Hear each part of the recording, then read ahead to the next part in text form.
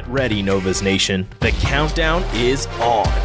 The Supernovas return to the court this January with team captain Brooke Nuneviller and returning Huskers Merritt Beeson and GM John Cook. This season promises to be bigger, louder, and more electrifying than ever with world-class professional volleyball lighting up Omaha. Season tickets keep you at the center of every moment with the best fans in pro volleyball. Secure your seats today at supernovas.com. Hello and welcome to Volleyball State, a look at the sport of volleyball in 6 rotations and a proud part of the I-80 Club. Happy New Year, everyone. I'm Jeff Sheldon. I'm Lincoln Arneal. Not only is it the opening week of 2026, it is the opening week of the 2026 U.S. Pro Volleyball season. We're going to be taking a look at the newly rechristened Major League Volleyball teams, plus an in-depth look at the Omaha Supernovas with a talk with new general manager John Cook. And don't think that we forgot about League One volleyball. We are going to look at Love Nebraska, plus the rest of the Love clubs around the country. And we're going to end up with some New Year notes on Nebraska volleyball. It's a new year, it's a new us, but it's the same old show. Thank you for being with us on Volleyball State in 2026. Yes, for sure. Yeah, we've been off. We took a week off, but hey, we are back at it. Pro volleyball picking up. Was it only a week? Like because we would have done a show in like right before Christmas. Yeah, we did. Yeah, it was the final. We did week the night of the championship game, and we took 1 week off, and then we're back at it. So no off season. There is no off season for volleyball anymore. So yeah, we got a packed show. We got 6 rotations. We're doing it. We're going to start off rotation 1. We're going to talk about the Omaha Supernovas, give kind of a preview, good overview, who's on the roster, who's back, who the new additions, what they look like. Then we'll jump into our interview with John Cook. We had a great conversation with him about his role and kind of what it took to put all the pieces together for this 2026 team. Then we'll take a step back and look at the rest of Major League Volleyball, the other 7 teams in the league, who's kind of new additions, who moved around. Then we're going to switch up and go over to League One. We're going to start off with Love Nebraska, newly named, speaking of rechristened, newly named Love Nebraska preview in rotation 4, and we'll do the same thing. We'll take a step back and look at the rest of League One in rotation 5, and we'll close up looking at Nebraska volleyball news and notes from the couple weeks since we've talked last. Yeah. I mean, it feels like we never left. Although if you are new to Volleyball State, since we are in the college off season, just a little bit what to expect. We're not going to be doing weekly shows in the first part of 2026. This is usually when we pull it back to about once a month. Although we do bonus content. This is one of the best things about the off season. We get special guests. We get to dive deep on certain topics. Like last year, we looked at the structure and finances of professional volleyball. We talked with U.S. national team coach Eric Sullivan. We talked with Danny Busboom Kelly right after she got hired by Nebraska. And so this is where we get to Jamie Gordon too. Yeah. We talked to Dr. Jamie Gordon, head of the American Volleyball Coaches Association. We talked to Sarah Pavin, who has way more listeners than we do, and is one of the top volleyball podcast hosts out there. But a lot of that stuff we put on as bonus episodes available only to our Patreon subscribers through the I-80 Club.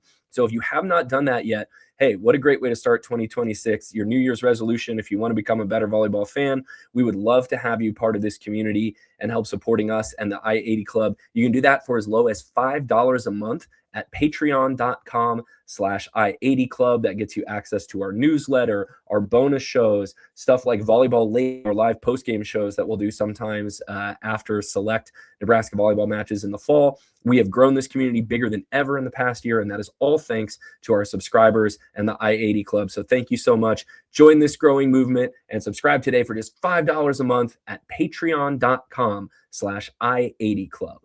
Patreon. Patreon. That's true. It's like Patreon, but a little bit different. Yeah, Patreon. So cool. Yeah.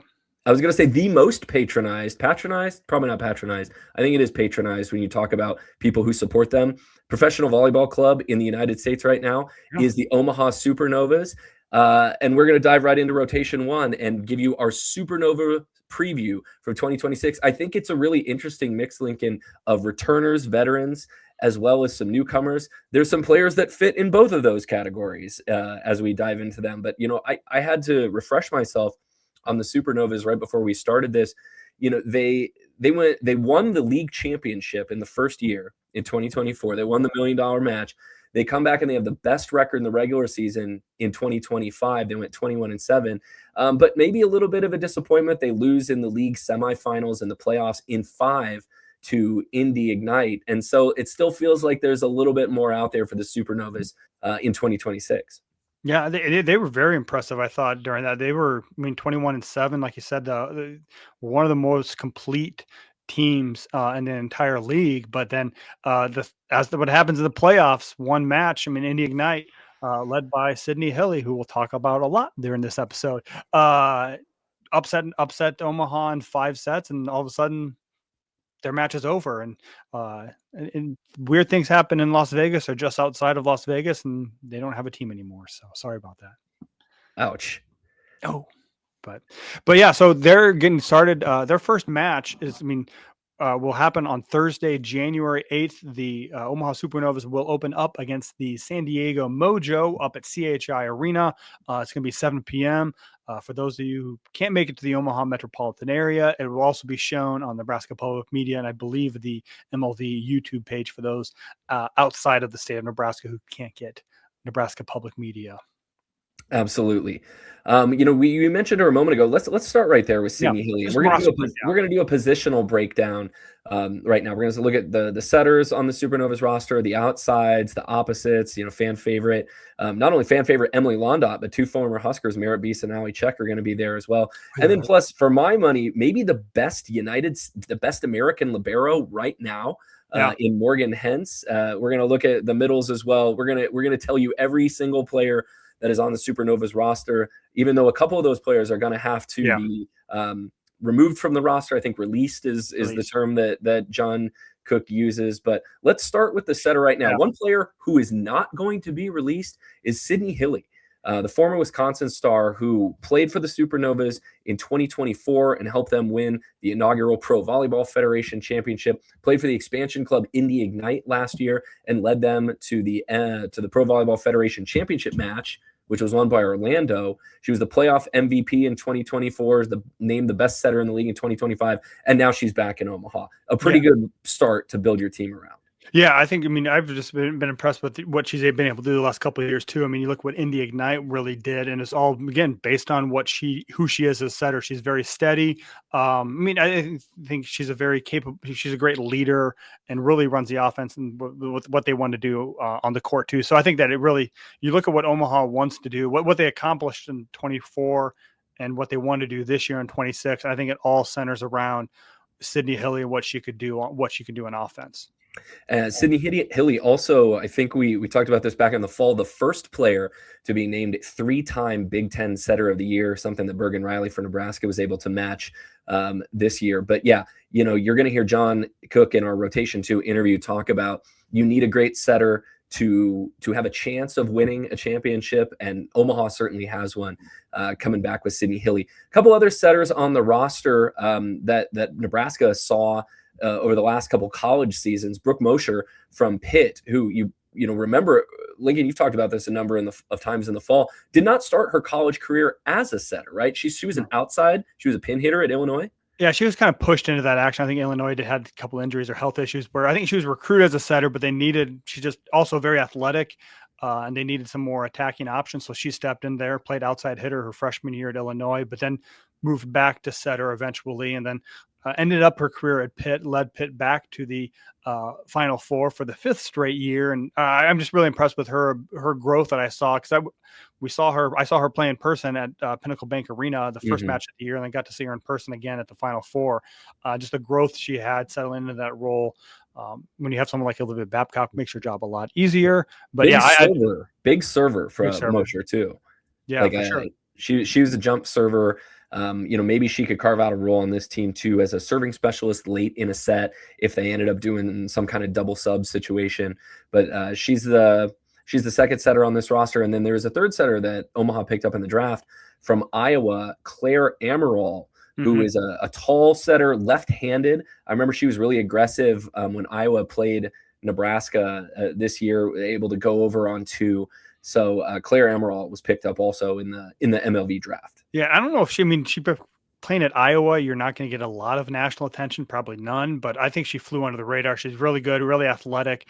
Didn't have a lot of weapons, but Iowa had one of their better seasons they've had in a long time this past year. And I think a lot of that goes to what she was able to do. And anytime you could have, I think she's 6'2", a left-hander at the net, that's another weapon you can use on the court too. So I think she hasn't hit her ceiling yet as an offensive player. So we'll see if she can stick around and provide some depth for the Supernovas.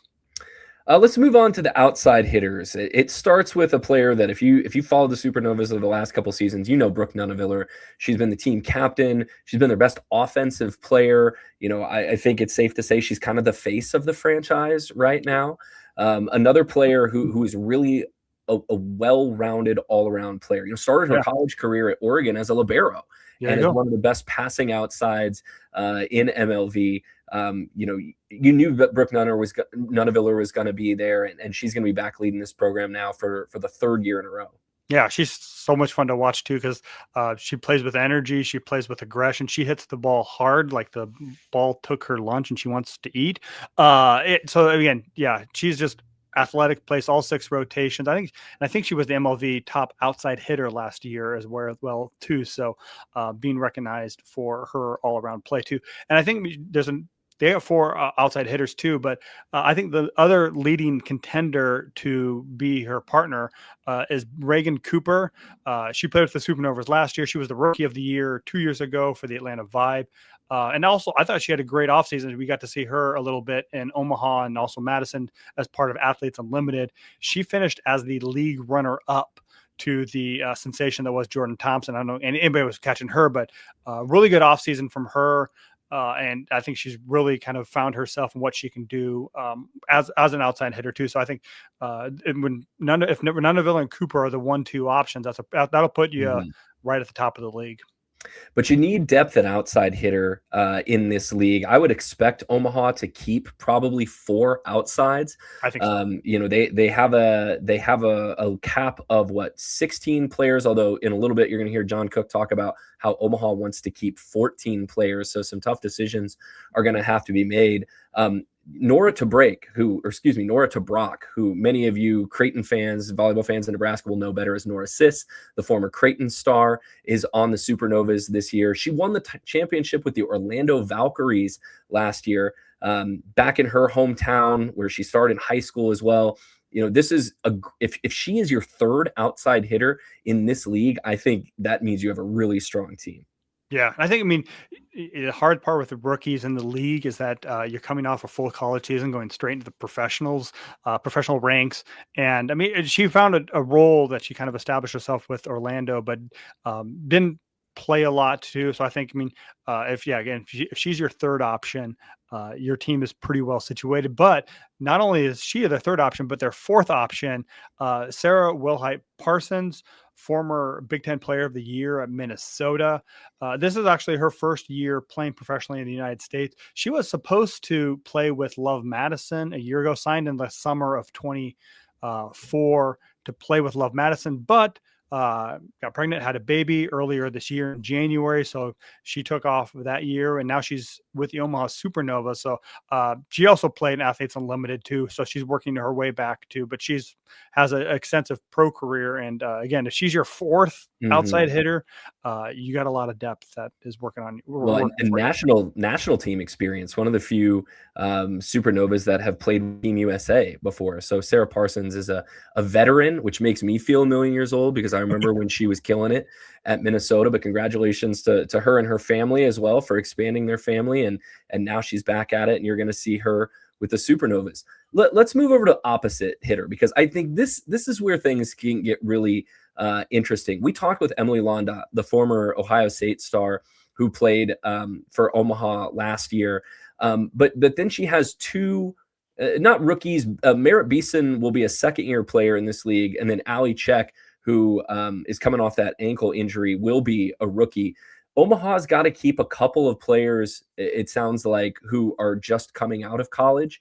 And maybe this is this is a spot where one of those gets picked up. Yeah, one's going to be a setter for sure. But then they have to keep a 2nd one. So it's either this or a 3rd. Yeah, there's some options available too. But I mean, I think Merritt Beeson, the way that she's been, if Brooke Nunaville is the face of the franchise, Beeson, I think, is the B option for the face of the franchise. They've really kind of put her out front. She did play last year with Atlanta, had an up and down season. I think she started really hot too, but you can tell just the load of playing professionally and playing for as many months in a row as she did kind of wore on her as the season progressed.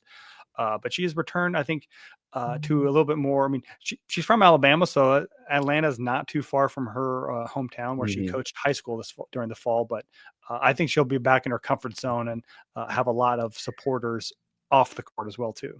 Merritt Beeson definitely is one of the attractions of this franchise this year. You know, they knew that they could sell a lot of tickets with Merritt Beeson just from her recognizability with Nebraska. This is a player that I really want to keep my eye on and see kind of what her energy is like throughout the year. I think, you know, John Cook talks about them rekindling, I don't know, that's not his word, that's my word, but just sort of like reigniting Beeson's passion for the sport here in Omaha, because it sounds like she did not have a great experience just coming right out of college and going right into a pro season in Atlanta. You know, you're hoping, if you're a Supernovas fan, if you're a volleyball fan in Nebraska, to see, you know, Merritt Beeson really thrive on the Supernovas. But, you know, I want to keep an eye on her and kind of see what her energy is like. She had a really strong start to the pro season with Atlanta, I remember last year, but then things kind of fizzled as the season went along. So keep an eye on her there. Emily Londot, who, you know, we would always joke about her arm potentially falling off in Columbus because she took every swing in Ohio State, is now kind of an established professional. Really excited to see her. We had a really great time talking to her on the show last spring. Seems like a really awesome person. Yeah. And then Ali Czech is sort of a question mark, mostly because we didn't see her play that much in the fall for Nebraska. And then unfortunately, the last image we had of her was her getting injured right before the Elite Eight match against Texas A&M. So some question marks there about when Ali Czech's actually going to be able to be on the floor and contribute. Yeah, and you hope that sometimes she'll get an opportunity, and I think she has the potential to be a good professional. I mean, the one thing that she does offer that different than the other two is she's left-handed, and I think that always is an asset at the opposite position to get a different look. I think, and Merritt Beeson and Emily Londot are also very different players too. Emily Londot's a lot more physical, where Merritt Beeson is maybe a little bit more finesse and has a different array of shots, whereas Ali Czech is a left-hander, and that just opens up a whole different array of that. So we'll see how many of these people carry into the season. You need to have at least 2 here. So 3 may be a luxury. We'll see what they do that. So let's move on to libero. Here I think they have 2 on the roster, and I think they're going to carry 2 into the season. And I think you have a clear-cut starter in Morgan Hentz. She played the last 2 years at Atlanta, in both seasons was named the top libero in Major League Volleyball, then Professional Volleyball Federation, and has national team experience. I think she's going to be the anchor at libero and really going to be a leader on this team and kind of carry the back row defense for Omaha. Yeah, until I saw Lexi Rodriguez, I would probably say that Morgan Hentz was the best collegiate libero I ever saw play in person. So she's going to be a no-doubter there. And then Omaha's going to carry, it looks like, Allison Holder, too. You might remember her as Allison Witten, who played with the Supernovas last year. We interviewed her on a boat. Yeah, that was a great time. Really, really cool person. Congratulations to her for getting married. But I would imagine that she is going to provide some depth at the libero position. I think she more than handled. I mean, she stepped in libero last part of the last season for Omaha, and I think she's more than capable to handle that role too. But when you're competing against Morgan Hentz, who is an Olympian and one of the best liberos, probably, I mean, in the United States, and maybe that puts you in the world. So she'll find a good role as kind of a defensive specialist, serving specialist for them. So those who would like to be the 2 liberos are back row specialists. They bring it at. Then you go to middle blocker. Omaha currently has 5. This is where maybe they probably might lose 1 more cut to come from this group. So we'll have to see. Maybe 2. Like if you can get away with just carrying 3 middles, maybe you do that as well, because they have to go from 17 down to 14. Yeah. So let's go through the middle lineup right now. The big name here for Nebraska fans of volleyball in Nebraska is going to be Kira Reinhardt, who's going to be starting her professional career after an amazing collegiate career at Creighton, where I think she won more matches as a Creighton player than any other Blue Jay in history. She was the first round draft pick of the Supernovas. Then you have, help me out with this name here, Lincoln, if I screw it up, Janice Leo. She's a third-year pro and played with the Columbus Fury last season. Yeah, and she collegiately at Miami. I've heard good that she's training quite well too, so she's competing for a spot with them too. The one player that Omaha does bring back from last year is Toyoso Onabanjo.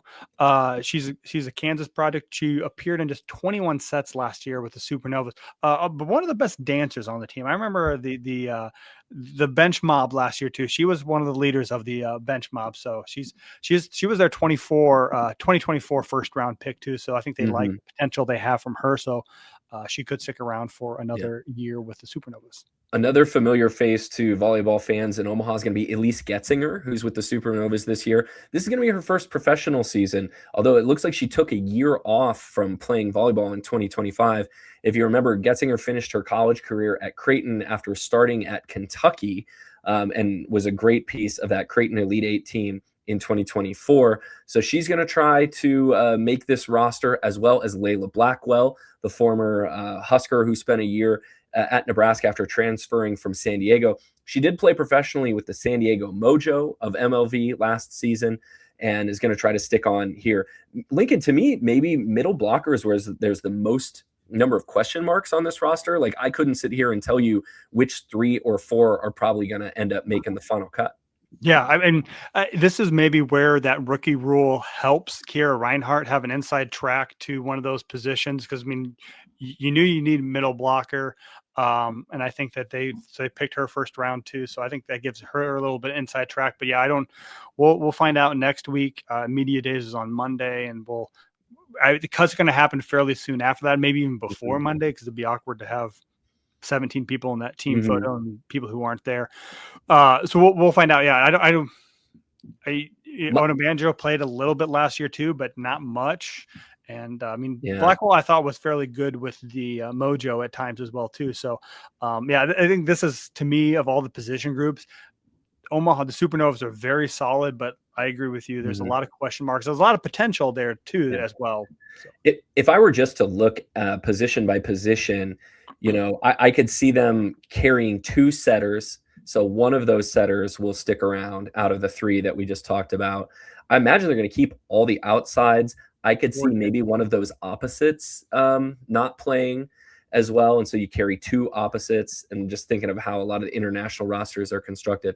And that means that one of those 5 middles would probably also not make the final roster as well, because I think they would keep both liberos. So that would be my prediction, is those would be positions where you would probably see some cuts happen.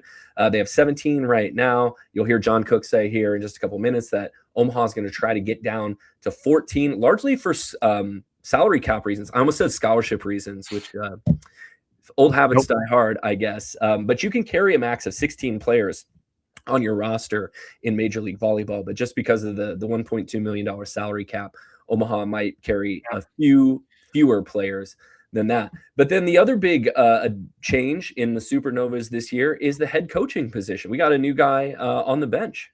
Yeah. They brought in after 2 years, almost 2 years of Laura Bird-Kuhn. She stepped away, and John Cook, one of his first acts as general manager, brought in Lucas Labe, who has national team experience, coached collegiately, has coached internationally. So he brings out a lot to the table, I think, as well too. So we'll get to see. He kept some assistants from last year. Thomas Robson's back. He's back as well too. So we'll get to see what he brings, the stylistically of the play he brings, but he is definitely will put his imprint on this team. Well, and John Cook certainly had a hand in shaping this roster and a few of the players on it. But I think this is really where he has made his biggest imprint on the franchise as the general manager in the first couple months in that role. Is this Lucas Labe is John Cook's pick to coach this team. And so this is kind of his first big signature imprint as the general manager, and it'll be interesting to see how it plays out. Yes. So speaking of John Cook, let's throw to our interview with him. We'll move on to rotation 2. We'll get some of his thoughts on his roster construction and what he's been doing in his role as general manager of the Supernovas. Hey, welcome back to the show in a brand new capacity, the brand new general manager of the Omaha Supernovas, former Nebraska coach, John Cook. John, this is, I believe, your third time on Volleyball State? This year, yeah. Yeah, welcome third back. Time. Thanks Has for coming back. anybody been on more? I don't think so. Wow, I'm honored. You've beaten Emily out for a number 1 guest spot. Yeah, you guys do a great job, and yeah, it's an honor to be on here. And I've seen several compliments, social media wise, and talking to people, complimenting you guys on the job you do and bringing attention to volleyball and some of the detailed conversations and insights. So, super job. Keep it up. Well, we appreciate it. And thank you for bringing some of these insights to our show and our listeners too. Obviously we want to talk about the Omaha Supernovas and the all the thought and care that went into the roster construction. Their season opener is coming up later this week, but we do have to start, this is the first time in more than 30 years that you were not on the bench of a college team with the 2025 season just wrapping up. What was that like for you? What were the biggest adjustments that you had to kind of go through personally without having 2 teams a week to game plan for in a national championship to try to win? Well, interestingly, when I was doing TV, I felt like I was in the rhythm, the zone, in the world. It kind of replaced all that preparing and coaching. But the month of November, I blocked off because I wanted to be home for Thanksgiving. It was Madden's birthday was November 16th. I had a couple of other things early November that we wanted to do. So I said, I'm not doing any TV. And it really hit me hard. And there's nothing you can do to prepare for that. So I missed it. And then once the NCAA tournament started, I was wishing I was on ESPN working, being around that. And then, of course, just living and dying with all the matches and really into it. So it was hard. I really, really miss it. It was, to be honest with you, it was tough. I'll have to get you a seat next to Mary Wise on that desk so you could rehash the old memories with the old coaches there. Yeah, we did that in the ABCA showcase. Yeah. ESPN had us both on. It went great. But anyway, they did a really nice job. Yes, I saw the ratings were really high, and so it's great for volleyball. Mm-hmm. For sure. Imagine you've spent some of that time working in your new capacity as the Omaha Supernovas GM. And really it's been ongoing since I think you were announced in this position in early August too. I mean, you've kind of put the pieces together, free agents, you had a draft class. How did you approach roster construction in that capacity? And is it different than how you approach putting together a college team as opposed to a pro team? Not really. And I think it even more now with NIL and all these college players and high school players having agents, they're now talking more about money. So that was the biggest difference, just dealing with agents and figuring out this salary cap and what to pay who and what you could afford. So you're kind of on this budget. Like going to Costco, you're on a budget. So, but it's hard not to. It's going every time I go. I want that. Very, very similar to that. But my number one priority was to get a coaching staff and get Luka, and that was huge because these players love playing for Luka, and he's a professional, he's Olympian, he's done it all. So. Having that part to be able to recruit to him, hey, you get to train with Luka, because a lot of these guys, they still have aspirations of making the national team or potentially making more money. They want to develop. They still want to get better. And so that was a huge part. And then the other part was culture. And I think, and again, I think Danny and all these college coaches are dealing with how do you keep a great culture when you got this portal stuff and everybody moving. And you got some players making this and some players making that. Does that create problems? It's the same thing on the Novas is how do you coach or create a great culture? So that was really important for us and the players that we wanted to sign and create this team for 2026 now. I tell our listeners a little bit about Luka Slabe if they're not familiar with him from either his pro playing background or his background with Team USA. He was the head coach of North Carolina State, I believe, for a few seasons. But what type of leader do you have on the bench in Luka Slabe? So Luka, I mean, he's got a great story. I mean, he's from Slovenia. His wife's from Slovenia. Of course, he played pro. He was MVP of I think the Junior World Championships, and I think they were third or fourth place, Slovenia. So the guy can ball, and you could look at him. I mean, I don't know if he's 6 foot tall, and so obviously he's got great game and understands the game. If you're that size, he's like a Steph Curry. He's figured out ways to be successful. He went to BYU, played there, played for Hugh as a coach there. Troy Tanner was an assistant coach there. Of course, Carl McGowan was the head coach. And then eventually he stayed and coached for a while at BYU. He went back to Slovenia, ran a club program, coached in the pro leagues. And I didn't know this, because I interviewed him for an assistant coach position at one time, but the timing and everything didn't work out. But he ran a physical therapy clinic. So he had that going. And then Carl McGowan asked him to come back and coach at BYU. And so he went back there and coached, and then stayed in the U.S., got involved with the USA team, won a gold medal with Karch, 2 Olympics ago or 1 Olympic ago. And then eventually went into college at North Carolina State. And the reason he got out of North Carolina State was they put zero money into NIL for volleyball. Mm-hmm. So and I've read quotes from the AD. We're supporting football, men's and women's basketball. And I think, I don't know, it was one other sport there, baseball or something, but zero for volleyball. And so Karch said, hey, you want to come coach with the men? So he's now back with Karch, coaching with the USA men. So he's been around, he's done it all. And anyway, he's a great coach. I've been in the gyms with him before and watched him train with USA. He's one of the best. Yeah, I forget if I told this on the show before or just in conversation with folks. The first time I ever heard Luka Slabe was when Tyler Hildebrand was an assistant for you at Nebraska and was telling me he was showing Ani Albright tape of Luka Slabe about how someone who's not the tallest outside in the world can still score points and be really effective. So that was the first time I ever heard the name Luka Slabe. Yeah, so that gives you good insight to what kind of player he is. Yeah. When you're putting together the Supernovas, I mean, what's are you looking more at need-based, best player available? Are you looking at other teams, kind of what's going on across the league when you're building the Supernovas? Or are you focused solely on what you're putting together on the roster? I think it's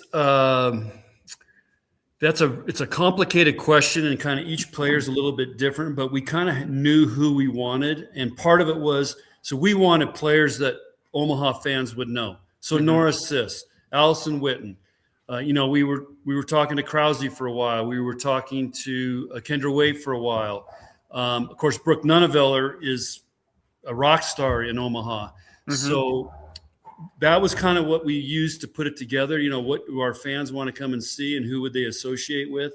And then also trying to build a team with talent and great chemistry. And I did a lot of talking to other players. We knew we wanted to get Sydney Hilly back. We knew we wanted to get Merritt back. I mean, Merritt did not have a good first year, and so I called Merritt and said, Merritt, and again, I won't go the whole story, but I said, Merritt, do the trade and go to Omaha. You're going to be happy there. Of course, she didn't listen, and now she's back in Omaha. So you guys can talk to her about that one time. So anyway, that was a lot of what went into this team. And, I think I wanted to make sure that Luka had a team that wanted to be trained, wanted to get better, and would be fun to coach. Because I think it's important for him to have fun with this too. It's a new experience. And, I think I told you guys last time, I would love to coach this team. I mean, they're a blast. They're fun. They're great people. And you even got a mom in there with Sarah Parsons. She's a veteran, a mom, but she's still a volleyball player and wants to win. So it's a great group. Mhm. I know one of the players you mentioned just a bit ago was Sydney Hilly, and she spent the season with the Supernovas in 2024, was with the Indy Ignite in 2025, and now is back in Omaha. I've heard you be very complimentary about her Wisconsin predecessor, Lauren Carlini, as well. I mean, Kelly Sheffield just seems to know what to do when he's either recruiting or training setters. Why are all these Wisconsin setters coming out just playing at such a high level? And then, of course, like, what's it mean to get Sydney Hilly back running the offense for Omaha? Yeah, well, let's clear the record here. Carlini, he inherited. But he did a great job training her. She's one of the all-time best. And then he recruited Sydney Hilly. We were trying to recruit Sydney Hilly at the time too, and she ended up going to. I mean, she bailed on Minnesota and went to Wisconsin. So she's probably not well liked in Minnesota anymore. But is anyone from Wisconsin really? Yeah. She beat us for 10 straight matches or something. I mean, so much respect for her. And she had a great experience with Supernovas, went to Indy Ignite, and she was one of the ones that, her agent was telling us, like, we would love her. She really wants to come back to Omaha. And again, I think that's a great reflection of what the Supernovas have done. They create this great experience. They take care of the players in all aspects of a professional life. And, like, again, Sarah Parsons, I mean, Supernovas have got her a nanny. She's got a built-in deal, a place to two-bedroom apartment to live in. Her husband can work in one of them. So they go above and beyond to take care of these players. So when they experience some of these other teams, they want to come back to Novas. You can't see us back here, but I got my John Cook bobblehead in my back here, and right next to it, I have my Morgan Hentz bobblehead from Athletes Unlimited. Another big sign. So that's my transition to ask about Morgan Hentz. I mean, two-time Libero of the Year, and really kind of has that connection with Sydney Hilly to really solidify ball handling, passing. How big a difference is she going to make in the back row? I mean, she has a lot of experience with the national team. To have a player of Morgan Hentz's capability back there. Yeah, Morgan is a special athlete, and I think there's the two great liberos are Lexi Rodriguez and Morgan. And Morgan's actually ahead of her right now on the national team and played great this summer. But she's somebody else that wanted to come back and play for the Supernovas, and she was one of the smoothest negotiations to get her. It was like, here's what we got for you. This is what we think, and she's well paid as a libero. And I mean, it was like, great, let's go. Okay, I want to play with Brooke and I want to play with Sydney. Can you make sure that happens? I said, well, we're working on it. So there's a chance all three of you guys could play together, but she is the leader of that team. And I mean, I've seen a few practices and phenomenal player, but she's, again, like Lexi, for the Omaha fans, I mean, she makes everybody around her better. She makes incredible plays that you're just like, wow, how did that happen? So anyway, we're really, really lucky. And, I think in volleyball, you got to have a great setter, you got to have a great libero, and you got to have a great pin hitter if you want to compete at, in the big points. I think Hentz was the first and maybe only libero to be named Final Four Most Outstanding Player one of those years at Stanford when they were winning all those titles. But yeah, she was sort of my platonic ideal for what a libero looked like in college when I got to watch her play at Stanford.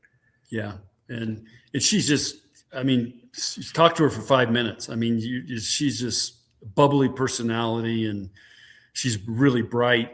And anyway, I every time I see her, we talk about, what are you going to do when you're finished with volleyball?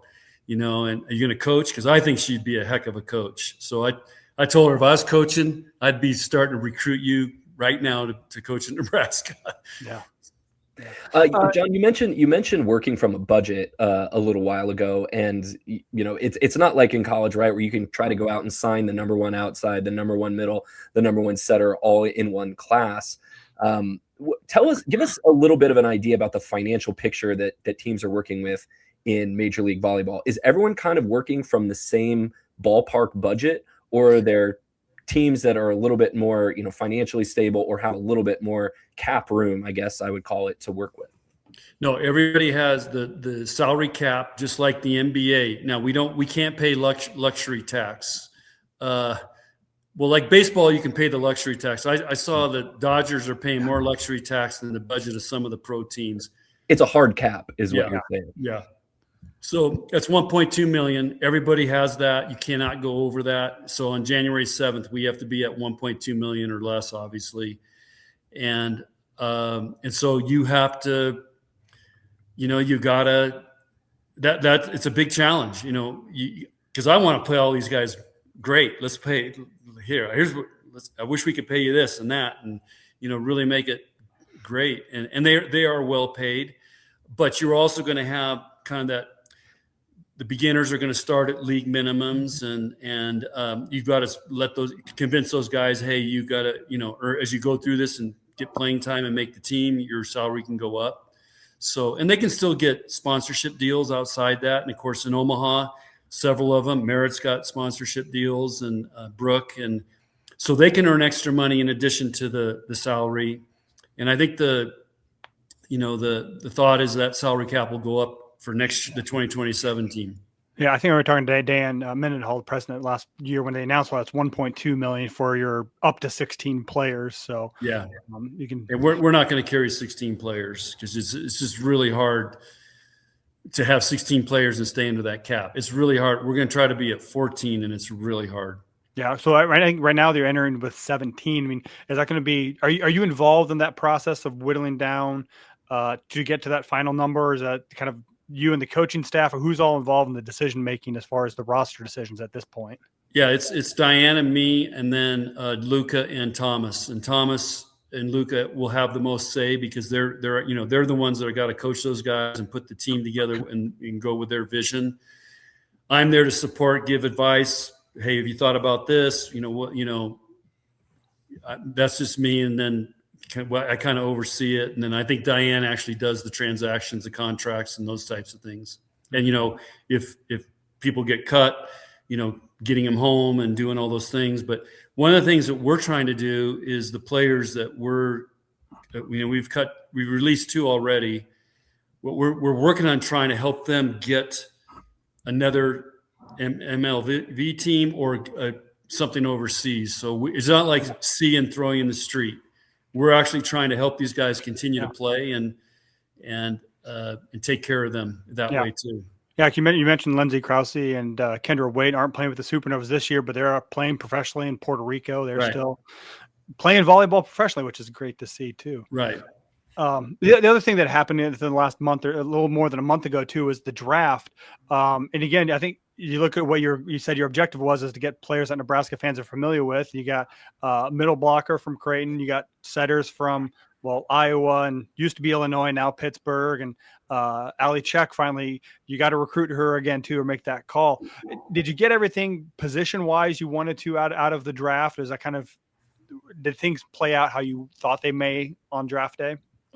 They played out almost exactly how we thought it would go. Who would go first, second? And we had the last draft pick to start in the first round, and I think second to last in the second round. So it kind of went what we predicted. And of course, we were doing our homework and so on. But yeah, we did fulfill our position needs.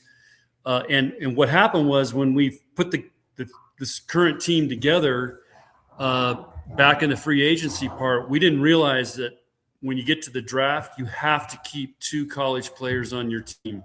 Mm-hmm.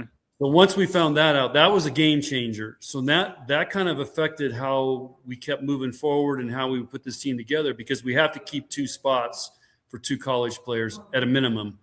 So that's why we held off on taking another setter, because we wanted to get a setter in the draft, and we knew Brooke was a good chance we could get her, because we thought Avery Carlson was going to go. I think she went to Atlanta they had 2 picks in the first round.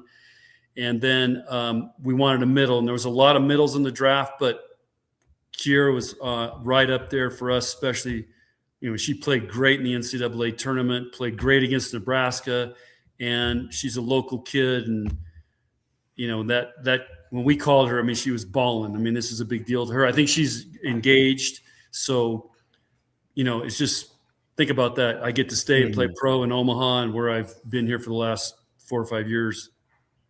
The last time we saw Ali, unfortunately, was her being helped to the locker room in that right before the Nebraska-Texas A&M match. What is her status going into the season? Is she fully healed up, or is that ankle still going to be a problem for her for a bit? Yeah, she's training with the team right now, but she's not doing everything. So just a really tough break. And, these college kids coming out have this short window, basically, especially they're going, long in the tournament.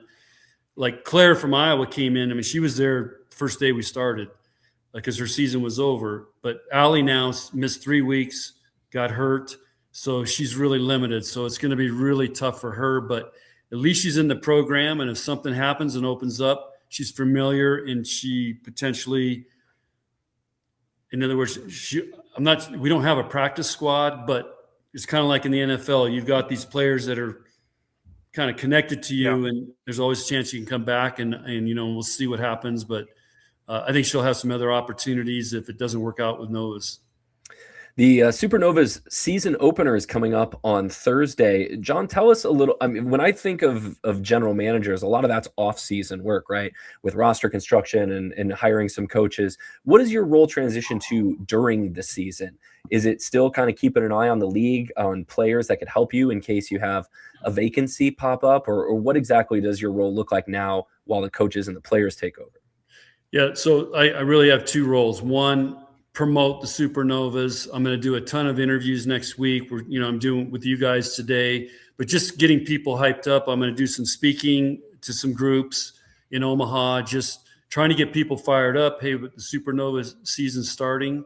And then my main role with the team is just to take care of any problems, whatever comes up, make sure the coaches have what they need, be a sounding board for them. And then we have our performance team. We have a nutritionist, Brooke Smith, who's on that team. We have a team, Dr. Jamie, who played softball at Nebraska. Laura Pilkowski is our strength coach. Dr. Whitman is our sports psychologist. So we'll meet once a week, and we have a trainer. And we'll meet once a week just to make sure, is everything going good? Just keeping everybody moving in the same direction and not letting anything get in our way. And that's kind of what I'm fired up about that, because I think I did a pretty good job of that at Nebraska. Just how do we perform at the highest level and eliminate as many distractions as possible? And I think any Division I coach in any sport, I mean, I think that's part of what you have to do to survive these days, because there's so many distractions that can come up. Mm-hmm. You mentioned that one of your goals is to fire people up excited. I mean, what are you excited most about this season? I mean, are we going to see a sellout at CHI? Are you excited to see the players you kind of put together play on the court? What are you looking forward to most this season? Well, if you guys get 1 million followers on this show right here, we might sell it out. So we're working on that. But we want to try to average, be the number one professional women's team attendance wise in this country. But I'm excited for people when they, I mean, the Supernovas do a great job of putting on an event. It's in CHI. They've remodeled it. They got the new, scoreboard thing up there, Jumbotron. I mean, it's gigantic. Yeah. And it's bigger than the one that they put in PBA. So it's a great venue. They do a great job with the event. And then I think this team is going to be a blast to watch. I mean, I think they're really going to be fun to watch. They're going to be one of those teams you're going to watch and you're going to fall in love with that team, because they're going to play hard with fire, emotion. You look at Morgan Hentz and Brooke Nunavilla, for example. I mean, those guys are fiery. So I think it's going to be really exciting, and the competition is going to be great. Absolutely. Well, John, we were excited to see what the Supernovas look like on the court for the 2026 season. And congratulations on, your first off season and putting together this team. And we're excited to talk to you again in the future about not only how the Supernovas are doing, but maybe what, the future of Major League Volleyball looks like as well.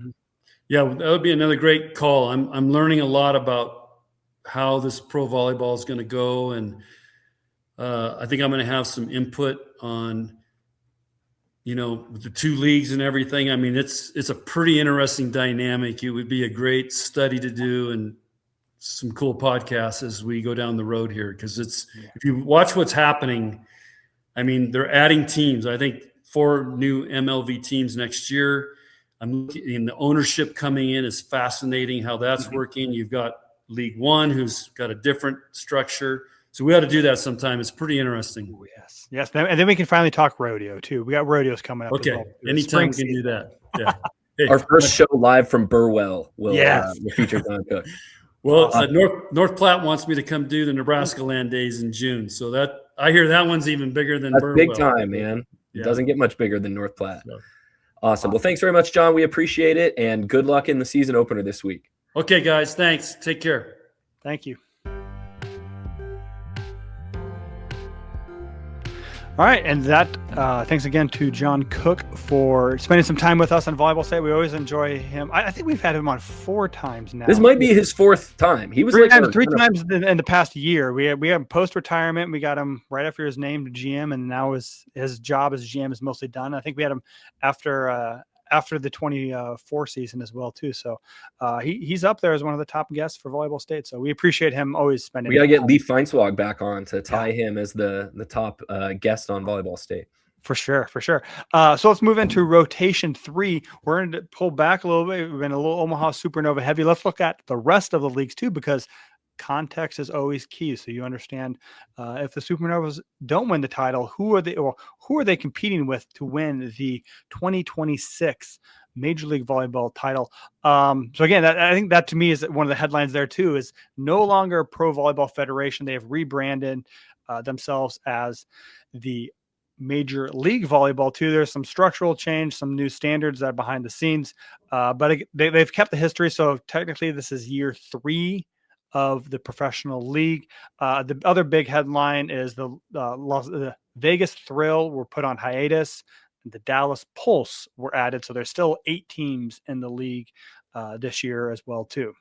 And then we're looking at 4 more teams potentially joining Major League Volleyball next year. I remember John Cook saying that. Although I guess we should have followed up on that. Does that mean Vegas would potentially come back as one of those 4 teams? There's Vegas, there's Northern Colorado, Minnesota's been announced, and I think the Washington, D.C. franchise as well. I don't know if those last 2 have been formally announced yet, but I know Minnesota, they had a big press conference as well too. So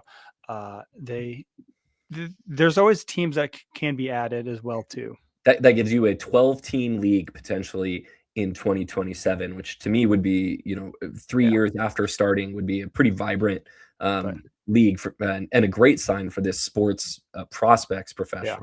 Yeah, you go to their website though, and Minnesota is the only team with the team page. So again, grand plans. Hopefully they'll add some more teams. You like to have at least an even number of teams. So, but Dallas Pulse is the new team. But let's start with our overview with the 2025 champion Orlando Valkyries. And they had kind of a fun offseason too. I mean, they actually were the first United States entrants in the International Club Championship, FIBA. FIVB. It's not like FIBA, like basketball. FIVB hosted this tournament down in Brazil. I think there was a couple Asian teams that declined participation because there was a big Southeast Asian championship or tournament going on that they would rather play in that than get their brains beat out by these Brazilian and Italian leagues team. But so Orlando, as the champion of the MLV, was invited to play in that. They went 1-2. They lost to a Brazilian team, lost to an Italian team, but I believe they beat an Egyptian team. So I think a good showing for them, and their kind of their first entry into that tournament. And they return a lot of their core from last year. The opposite hitter Brittany Abercrombie is back. Middle blocker Kaz Brown is back. Also in the middle, Natalie Foster, and they have another good outside. They have actually a Pac-12 alumni on the outside with Courtney Schwann, who played at Washington, and Lindsay Vanderweide, who was a college teammate of Brooke Nunaviller's at Oregon. They have the championship MVP, who is the setter. Oh man, I hope I don't butcher this name, but Champu Gedepard. Yeah, she's Thai. She's Thai, and we know that there are a lot of great setters come out of the Southeast Asian programs. And then they picked up another couple outsides in the offseason, Charity Looper, the former Louisville star, and Hannah Maddox. So it looks like Orlando is going to be another formidable team in the MLV this year. Yeah, and I was really impressed. I didn't watch the box score, but looking at the box scores from when they played in that, Charity Looper really was a good addition for them at the pin. So she's one of those. I think that, I mean, MLV has a good attraction to the a little bit undersized but super athletic pin hitters. We talked about Brooke Nunaville. Charity Looper also fits into that. So, Mhm. so I think, yeah, Orlando is going to be fighting Omaha for the title. I think another interesting team, I think, will be Indy Ignite. They had to retool after they lost Sydney Hilly, but they do return a lot of great players. Anna DeBeer is back. She missed kind of the start of last year after her ankle injury in the Final Four. Zani Teeler is I think I saw her completely obliterate Omaha one match last year too. She just went off for 20 kills at least, so 20. It might have been more than that, but she is something. When she gets on a heater, watch out. And then Lekator member Mena, former Pitt outside hitter too. She dealt with some injuries last year too, but she's back on the roster. And speaking of another Louisville player, Elena Scott is anchoring the back row as well too. And I think another one of their good outside hitters is Cameron Hanna, who finished her career as a national champion at Penn State. And of local interest, Indy Ignite spent a draft pick on Taylor Landfair, who finished her career at Nebraska. So we'll get a chance to see Taylor Landfair make her professional debut for the Indy Ignite. Although, as you mentioned, Lincoln, they lose Sydney Hilly, who's back with Omaha. So who is going to be running the offense for Indy? It's going to be a couple of different candidates. Anise Havili, who was a former Kansas star, she was the setter on that KU team that set Kansas to the Final Four in 2015. She was the backup for Indy last season. They also signed who I believe set for USC, and then she played for Atlanta last season. So a couple of setters who are going to be trying to really make their mark for the first time in professional volleyball will be doing it for Indy this year. Mm-hmm. Yeah, and then I think you get maybe Omaha's biggest rival the last couple of years too is Atlanta Vibe. I think they'll be back for another one. They are led by Leah Edmond, who was the MVP of the 24 season 2 and one of the better outside hitters in that. They're also still coached by Caleb Banworth, former Nebraska assistant and player for the Huskers as well too. Was she national champion? No. Caleb Banworth? No, she was before. Was she? No. She would have been. Oh gosh, no, she missed it. She was an Olympian though. We'll give her that designation. So, then also Laura Bird-Kuhn is now on their staff as an assistant coach too. So she found a nice landing spot for them.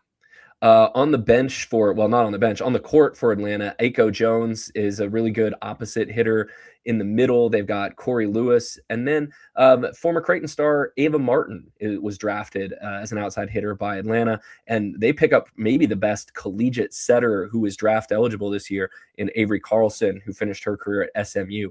So Atlanta is going to be another formidable team this year. Yes. Let's move on to Dallas Pulse, the new team. They kind of get a lot of familiar faces to the Omaha fan base as well, too. They picked up middle blocker Caitlin Horde, will continue her professional career down in Dallas. Kelsey Payne, who played opposite for the Supernovas last year, and also setter Natalia Valentine Anderson, who played 2 years with the Supernovas, too. They're all going down to Dallas to play. Also, Kendall White, who played with the Supernovas in 2024, she is now going to be joining Dallas as well. Former Penn State libero, too. Yes. Kendall White. As you might expect from an expansion franchise, they got some pretty nice draft positioning, and they had one of the best drafts in Major League Volleyball. The number 1 overall pick, great pick, Mimi Collier, the star outside hitter from Wisconsin. I think it's actually a coup for the league that Mimi Collier is going to play for Major League Volleyball, and she's going to have a chance to start her pro career off by being the centerpiece, I would imagine, of that Dallas offense. Melissa Jones, the opposite hitter who finished her college career at SMU and starred at Colorado State before that, is also on the Dallas Pulse.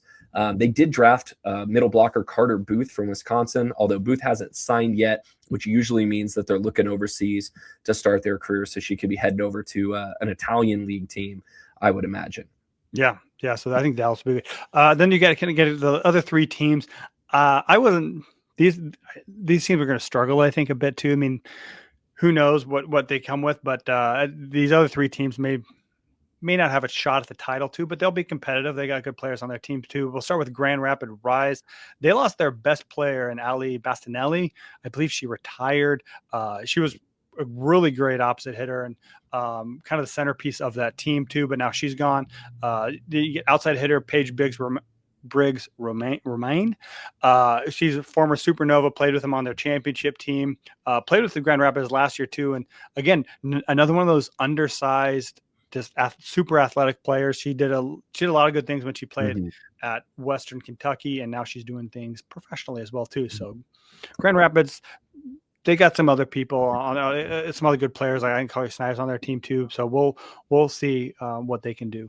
This is the Rust Belt division next to Grand Rapids. We've got the Columbus Fury, who are going to be led by their outside hitter tandem, Megan Lush, and then Raina Terry, former Illinois star. And then they spent a draft pick on the Miami banger, Flomari Heredia Colon. I doubt that Columbus is going to give her like 70 swings like Miami did this past season, but that's going to be a fun player to watch.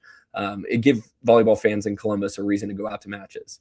Yeah, and then the last team, eighth team, the San Diego Mojo. They're a very young team overall, just on their roster as well too. They list all of their draftees. Pick former Nebraska player who finished her career at Tennessee, Hayden Kubik is there. Michigan star Allison Jacobs, and then Penn State libero Jillian Grimes. They are all got drafted there too. So I think they're up there as also having one of the better drafts with Dallas Pulse. They're going to be joining outside hitter Kendra Dalkey, Grace Loberg, and then old Nebraska friend Kayla Caffey, who played last year with the Supernova. She's now in San Diego. One of the other interesting storylines too is they're coached by Alicia Childress, who played previously with Vegas, but this is her first professional head coaching job. I know she's helped out with Athletes Unlimited. I remember talking to players who said that she was such a big asset for them too. But former great Penn State setter, Alicia Childress. Old heads would remember her as Alicia Glass. She was also a Team USA setter and set those unstoppable Penn State teams in the late first decade of the 2000s. That's so cool that she gets to that she's starting her coaching career. And this is actually, I think, one of the biggest pluses of having both League One and Major League Volleyball is we get more coaching opportunities for former players, and we get to develop coaches. Coaches for this country don't just have to come from the college ranks now. There's a dozen or close to 20 franchises where you can also make your name as a volleyball coach as well. So I think that's really cool and is going to benefit volleyball in this country long term. Yeah, for sure. Yeah. She was an assistant at Stanford, but this is her first head coaching job. So I'm excited to see what she can do with the Mojo. So that is the rest of MLV. Let's move on to rotation 4 and talk a little bit about another newly christened organization, Love Nebraska, no longer just Love Omaha. Their love of Nebraska, I believe their tagline is something about they play for the state of legends. So let's talk about them and dive into a little bit about their season. Love a good rebrand, although they are still playing most of their home matches at Baxter Arena in Omaha. So no longer the Liberty First Credit Union Arena in Ralston, I guess, is not going to host their matches. They are going to play one match out in Grand Island at the Heartland Event Center on March 7th. So they are trying to kind of expand that embrace statewide. And they also open their season this week on January 7th against Love Austin on USA Network. So great job by League One getting some nice TV placement. I forget where I was talking to someone either at the Final Four or where I heard this too, but I think of all of their matches, of all of the League One matches for the 2026 season, the number one ticket sales match was that Grand Island match. So they're excited to have the team come out there.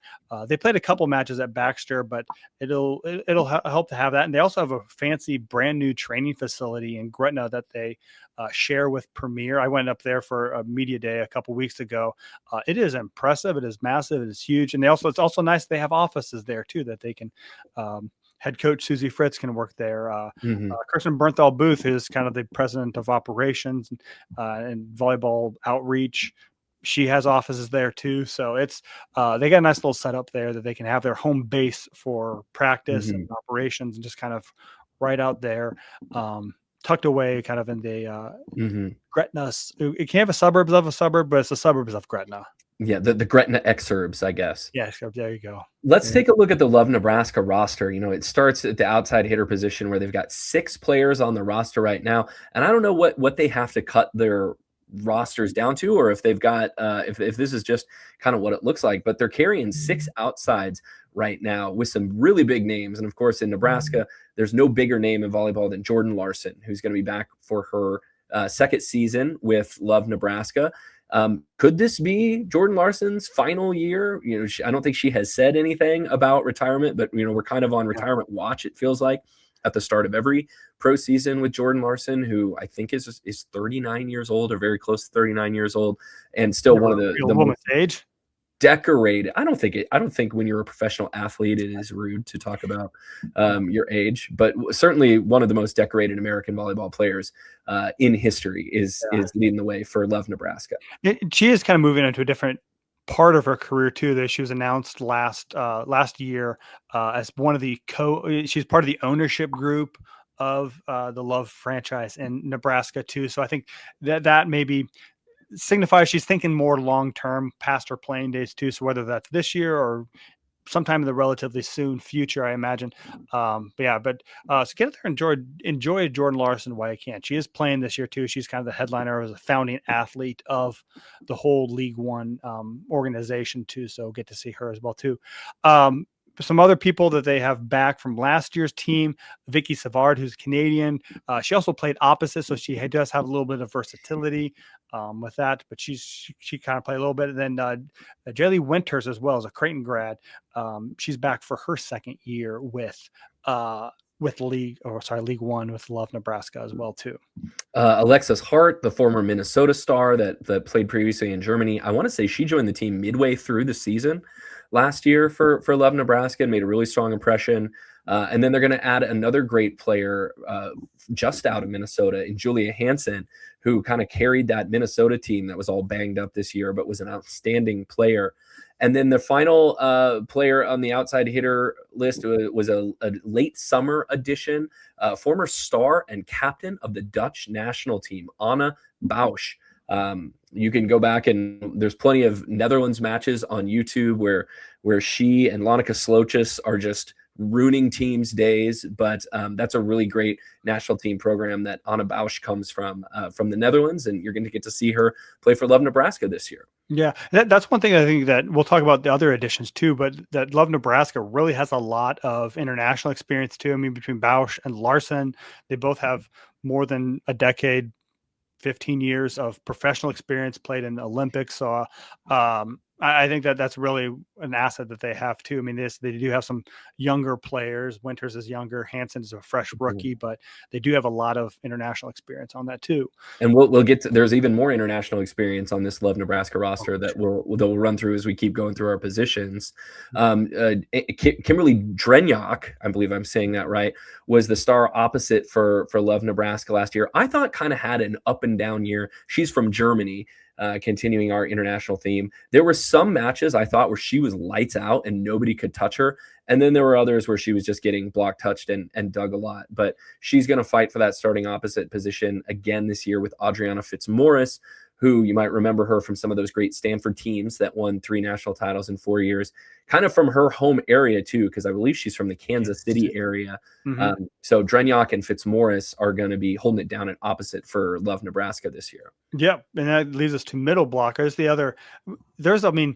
Only a couple positions where Love Nebraska added new people. Outside hitter and middle blocker were the only 2 positions where they add new blood. But one of those people coming back, Emily Tater's coming back. She's from Missouri, really athletic player.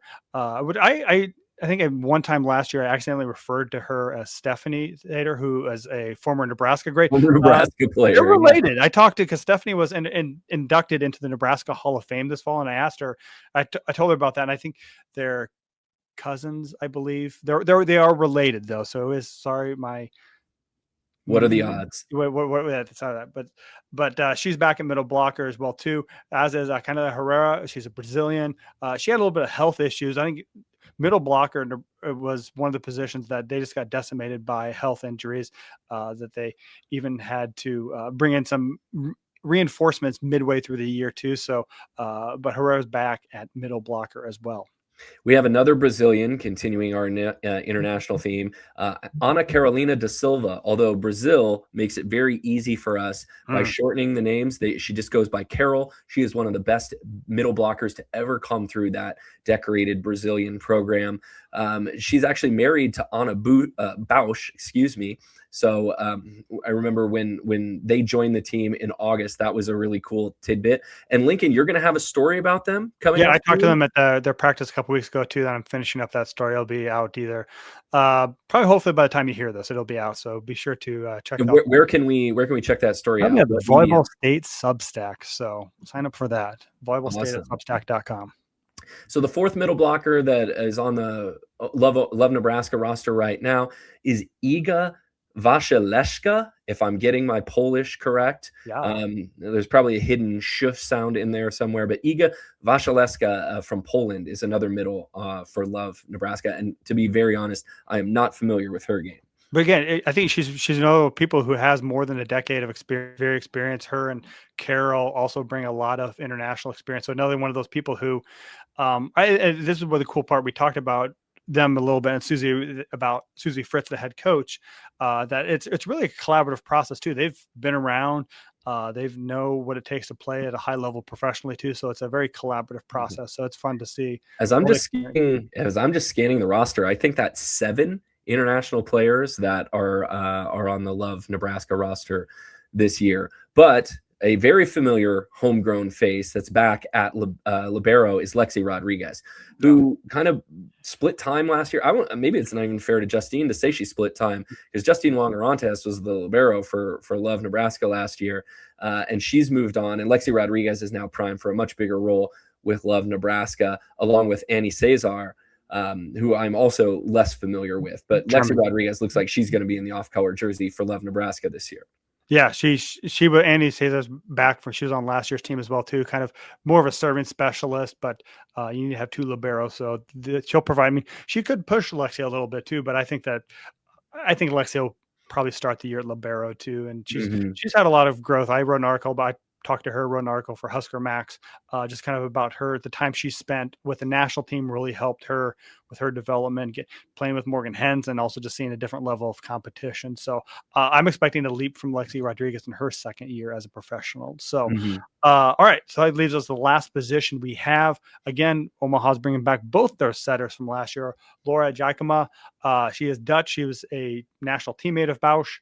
I think that it really she didn't have that much to do with the recruitment process too, but I think having that level of familiarity will help her settle into the living in the United States and playing professionally. And then their backup is Gabby Blossom. They used her a little bit as a 6'2". Did get some playing time last year. She ended her career at San Diego, led San Diego to the Final Four, but played most of her career at Penn State.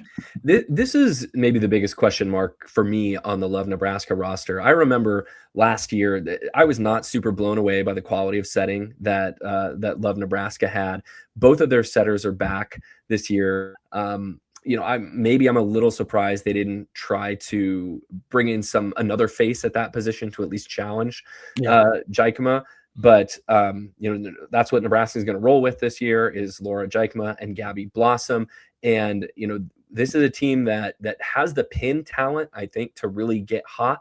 Although a setter can really elevate that offense or bring it down depending on what kind of match they're having. Yeah, and I was surprised as well too. But they have 16 players on their roster.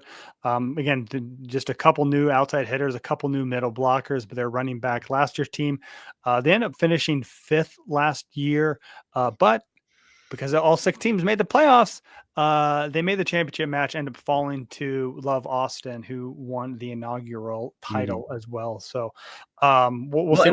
If people don't remember kind of how Love Omaha's season went last year, they lost. They were on a pretty sizable losing streak. I forget what exactly it was, but they lost like 5 or 6 matches in a row. At least, yeah. Well, they started hot too. They won 2 or 3 of their first couple matches, and then they just got on a skid and couldn't break out of it, and finally did. And so I mean, the thing about again, the League One major difference between League One and Major League Volleyball is that League One is a single entity league, in that there's really no general manager of this team too. It's all done from the central office, where you can express your priorities, express where you want to go to, but they take that into consideration and also into consideration levels of making sure it's a competitive balance, but they kind of assign where all the players are going from the central office. So that is Love Nebraska playing most of their matches at Baxter Arena, and their season opener is on January 7th. Against Love Austin. Let's take a look in rotation 5 at kind of the rest of League One. An overview of the roster. Some big college names that you would have just seen finish their college careers in December are going to be jumping over to League One, including Rebecca Alec, who just finished her Nebraska career as a middle blocker, is going to be moving up to Madison, Wisconsin, and playing for Love Madison. Yeah, she'll join the roster there too as well.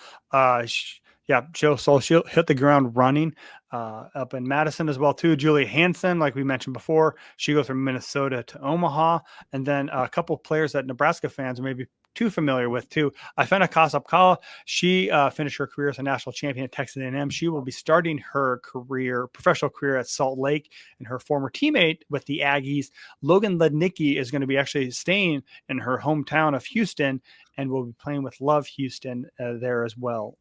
Funny how that works out, huh? It's cool. They all have like a home club, like in Omaha, it's Premier. It's Houston Skyline, and that's the club she played with growing up too. So it's a very full circle. I think that's what Love likes to promote and say that they do, is that full circle moment. Some of the other big names that you're going to recognize: Eva Hudson, the former Purdue and Kentucky star, is going to play for Love Atlanta.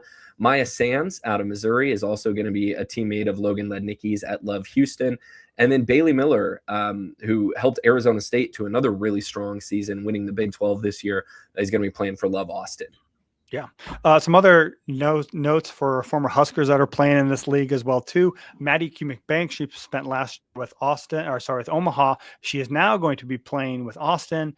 And then Callie Schwarzenbach, who played professionally in both Puerto Rico and Brazil. She has returned stateside, and she will be joining Rebecca Alec up in Madison, part of their middle blocker brigade. And it occurs to me just now, Eric Sullivan's coaching Love Austin. Is that right? Yes. Yeah. So you got a lot of the national teams and people. So maybe that's a good move for Maddie Cumick-Banks' future to get on some national teams. The volleyball conspiracy theorists will tell you that the Love Austin players maybe have an inside track to some national team consideration, as long as Eric Sullivan is coaching both Love Austin and Team USA. Yes. So some players of note that are not playing this season too. Kelsey Robinson-Cook, she played with Atlanta. She's on maternity leave.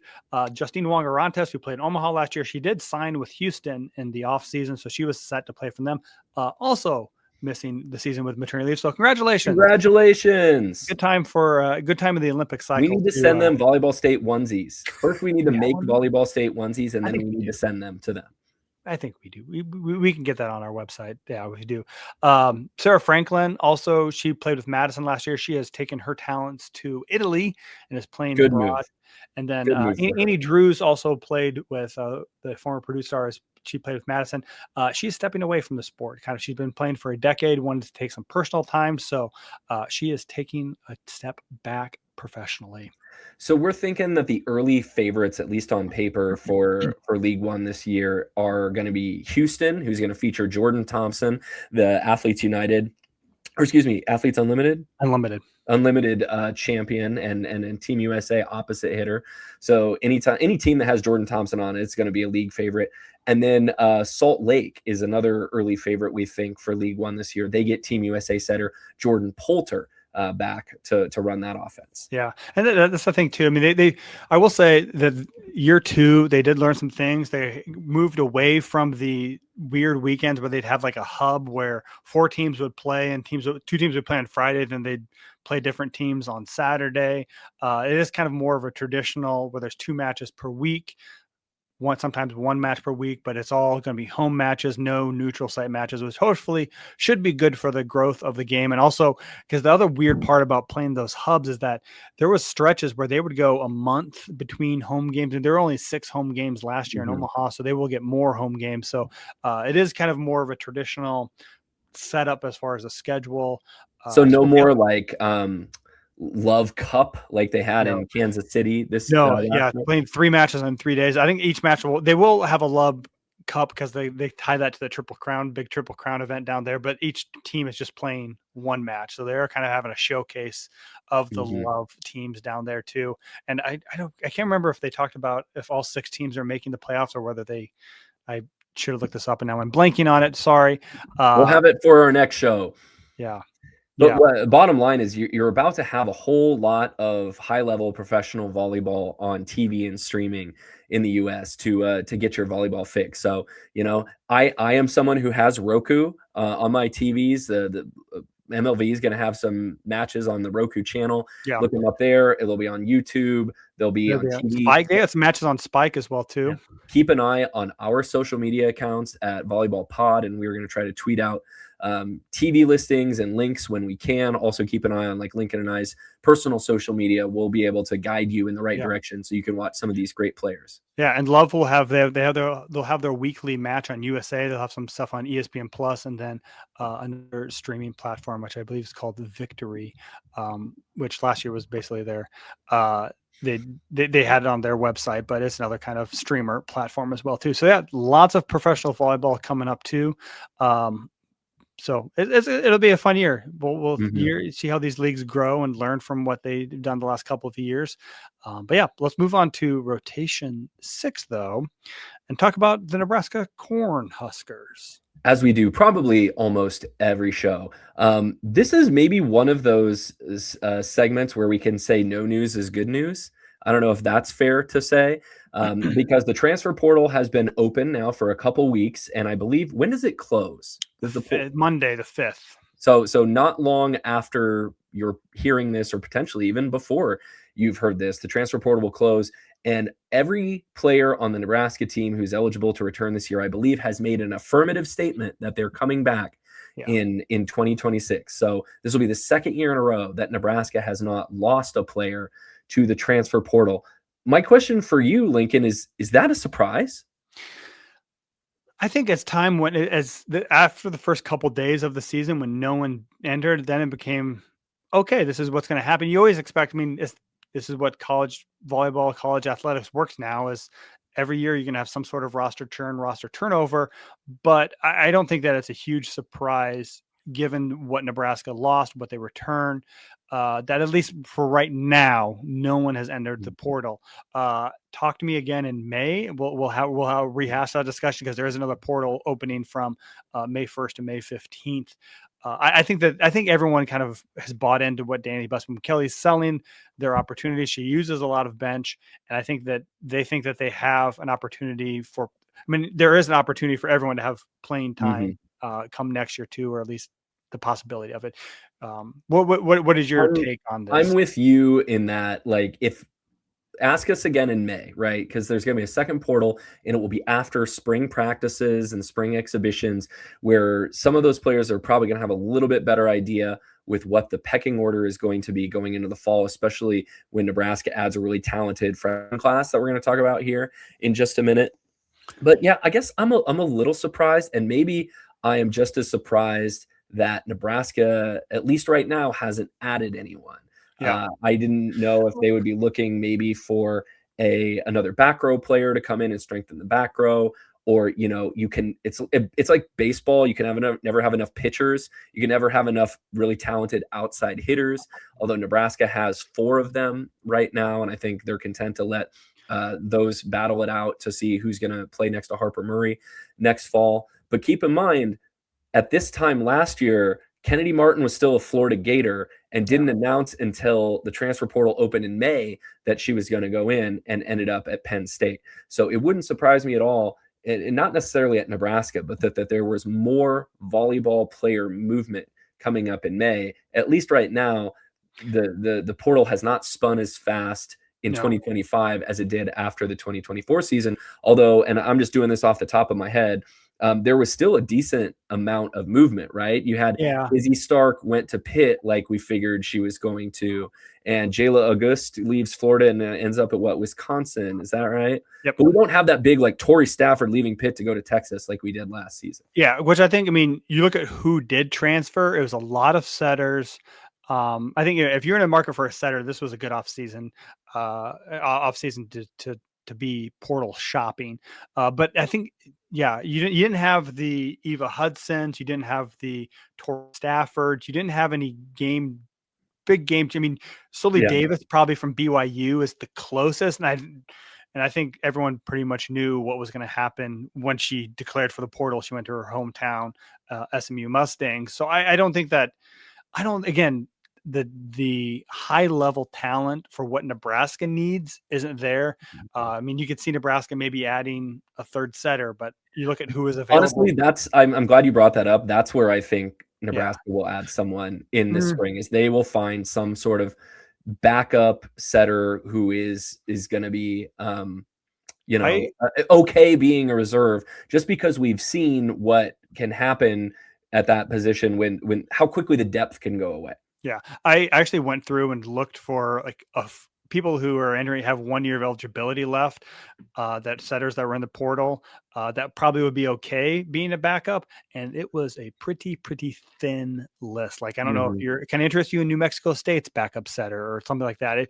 It was a question I got from an emailer. It would probably be a grad transfer, would be my guess. Someone who finished their career, wants to come train in that gym for a season, is okay being Bergen Riley's backup and competing next to Campbell Flynn, who I think, we think that they are going to try to redshirt Campbell Flynn next year and create a little separation there. But, one illness, one injury, one, get struck by lightning and the plan totally changes. So well, to me, there was no obvious candidate of someone like, who's the perfect candidate is Addie Lyon, who did this role, who was supposed to fill this role at Penn State, but got put into a more prominent role than she expected, because she was a starting setter at St. Louis, started her career at Missouri. To me, there's not a name out there that fits that category in the portal right now. And again, what does Nebraska want? I mean, every team wants a terminal pin hitter, and there just aren't a lot of high levels. So I think Nebraska's going to trust in their development process, see what happens over the course of playing beach, which I think they're going to play beach again. And then over the spring as well too, see if they can get some off season development from who they have on their roster. Cause they have Treya Sigler was the number 1 player in her class. Skylar Pierce was a top 10 recruit, was MVP of the Under Armour All-American game. They have talent as well too. And we'll talk about again, the incoming freshmen just a second. So it's not like it's getting what they can out of that talent is what Nebraska needs to do. Well, and keep in mind who Nebraska redshirted this year as well. Kenna Kogel, the middle blocker from Arizona, who we heard really good things about. She's going to be able to provide some depth in the middle. Ryan Hunter. Ryan Hunter on the right, who we saw in the spring, is a really explosive athlete and is going to be able to challenge Virginia Adriano on the right. Carrie Leinbach, who everyone says is fantastic in the back row, will be able to push the Choboy and Malk. Yeah, Choboy and Malk. Choboy's name escaped me for just a second. But, there's a lot of really good options there, and they're going to be bolstered and pushed by a freshman class that we got to see a little bit of in the Under Armour All-American match this week. Lincoln, I know you were able to pay some closer attention to that than I was. Tell folks about the freshmen. Remind them who's coming in to this spoil of riches. Yeah, Nebraska has 3 signees that all played in the Under Armour All-American game, which was on January 1st. If you want to go, if you missed it, it was only on YouTube. You can go watch it on YouTube. It's going to air on ESPN I believe Sunday night, but you can go watch it on YouTube anytime you want. But yeah, so Nebraska has 3 players that all play in that. Jaden Robinson was an outside hitter. She started for the Rose team, who ended up winning that match. I thought she looked pretty good at times too. I mean, she hit some very hard attacks. She probably was dug a little bit more than you want from a terminal outside hitter, but the setting of this whole match was a little bit shaky. That was what I read a little bit online was that, like, it's hard to take away from some of these All-American matches, especially when it's an attacking connection and you've practiced together for like 3 days. Yeah. So, but I think Jaden Robinson ran some great routes. When she was set up well, she swung hard. She had 3 aces, which is always good to see out of an outside hitter. She did play primarily left pin. I know Nebraska's talked about playing her at either left or right too, but she only played left pin in this match too. And then to me, one of the other highlights was Keani Williams. She looked really good at middle blocker. I had her for 8 blocks during the course of the match too, which was by far, the high. I mean, she just was able to, again, this goes back to the mediocre setting that maybe she was able to read because she knew where the ball was going, but she still stuffed eight different times too and looked pretty good and had 5 kills from middle blocker as well. Gabby DeVita is the 3rd Husker incoming freshman, and all of these 3 players are going to arrive in January, right? Correct. They're going to spend the spring with Nebraska. She is an outside hitter out of Michigan. Looks like she primarily played in the back row, did not have a kill in this match, but just looking at her tape and some of the ways she was using this All-American match, I could see her being sort of like Sigler was, starting her career primarily in the back row, almost the way like a Gina Mancuso was used earlier in her career. And then you just have to hope that the athleticism and the attacking develops over the course of her career. Yeah, she was stuck on she was on the Pearls team, which was coincidentally coached by Russ Rose, which, come on. And then Bruce Pearl coached the Rose team? Yes. So that would have been awesome. They missed opportunity with that. But she was behind Hallie Thompson, who's going to Wisconsin too. To me, she was the best player in the match, in my opinion, too. Hallie Thompson? Yeah, she was the most dynamic hitter, and she got a lot of the front row attacks as well, too. A lot of good players showed out in this too, but she just didn't get the opportunities that a lot, which when you have whatever 12 24 total players too, someone's going to get a little bit of the short stick. So but I think the good note for Husker fans, I want to take anything out that you will always take an outside hitter who can pass in the back row. That will be an asset at any point. So we didn't get to see much attacking prowess from her, but she looked like she could handle herself in the back row, so that's a good sign.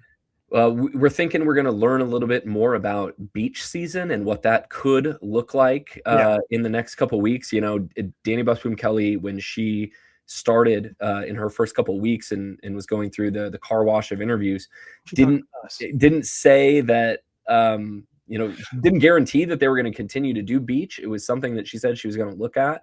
I don't think Louisville had a beach program when she was there. And so we're not really sure what the future of beach volleyball at Nebraska looks like. And I think as long as Jalen Reyes is an assistant in Nebraska, I think they'll probably do it. I think they see some benefit in that. And I think Danny also going through it again for the first time in several years since she was back at Nebraska they had beach when she was an assistant here too. So I think she saw the benefit of it.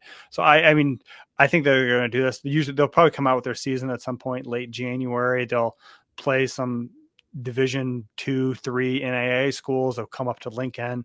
They'll make their annual trip to Hawaii and California and get some team bonding as well as some better caliber experience out there too. So we'll find out there too. The other thing to keep an eye on too, the assistant coaches, we haven't heard anything about that, but their contracts run through the end of January. Usually end of the year, first part of the year is when we get word about their renewal or contract upgrade. So we'll keep an eye on that. There's, again, no news is good news, I guess. So we'll just keep on till, also the university has been pretty much shut down for the last couple of weeks too. So they're not going to have a lot of information coming out of the corridors of the Vanny Center or Memorial Stadium or wherever. Yeah. Best we can tell right now, the assistant coaching staff is going to remain the same in 2026. Jalen Reyes did not take a head coaching job. Don't know if he was approached for a head coaching job.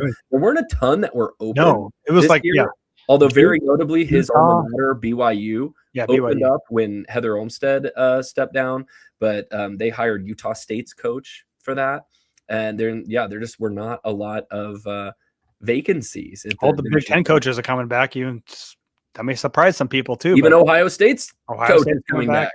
Yeah, they're much a demise of some people online, but I think we may see that. I've seen this a little bit in football too, where maybe it's the coaching not the issue, but it's kind of a money management issue. If they invest more in the program, they'll get better results. But we'll see.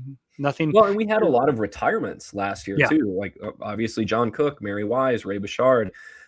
We don't have. Beth Lanier did step down at Utah, but she was very quickly replaced. There was a succession plan in place there with Alyssa Derrico taking over there. Yeah, Duke's longtime coach retired as well too. But yeah, it was more so retirement. That position. I don't know that I know who Duke's new head coach is. If they have one, I don't think that they've hired anyone yet. I'm checking right now. Okay. No, they have not. They have not. I mean, yeah, it was Jolene Nagel she was there for 25 years. Long time. Yeah, a long time. So, yeah, there were not a lot of. I mean, if you look at Power 4 schools, you had Duke, BYU, and Utah were pretty much. Hawaii decided to keep their head coach. Yeah. So, and, it seems like it had been a pretty quiet year to this point in the coaching carousel. So, yeah. So these are things we'll keep an eye on. If there's any late breaking news, we will fire up the emergency podcast sounds and get together to record some more too. So, but it's, again, I think like you said it best, no news is good news for Nebraska at this point. It's business as usual. They will start the second semester here in a couple weeks with the 3 new freshmen, and they'll have 16 players on their roster as of right now for the 2020-16 team. That's our show for today. Thank you all so much for listening. We'd love it if you would subscribe and review. If you're just listening on YouTube, hit that like button and go ahead and subscribe to the I-80 Club. You get tons of great shows like the I-80 Club football show, After Nebraska basketball. Unemployed with Mike Schaefer. Unemployed with our friend Mike Schaefer starts in January. I actually talked to Mike on the phone about this the other day, and he's super excited to launch his new show on the I-80 Club, and he's great. Like, unfiltered Mike Schaefer is like the best Mike Schaefer. So you're going to hear that. And you can support our community by becoming a Volleyball State subscriber. Just $5 a month at patreon.com/I-80 Club. Lincoln and I are actually working on trying to get an annual rate for I-80 Club that's going to save you some money. So maybe give you a month or two for free if you sign up for a full year. But it's just part of the fun stuff we've been able to do this year with Jack Mitchell and Josh Peterson and Caleb Henry and all the rest of the I-80 Club gang. So thank you so much for being a part of our show today and all season long. Yeah, if you have any other ideas, guests that you want to hear during the off season too, this is kind of, we have a lot more freedom with who we have on. Hit us up at volleyballstate@gmail.com and keep listening. So thank you for listening today, and thank you for living in the Volleyball State.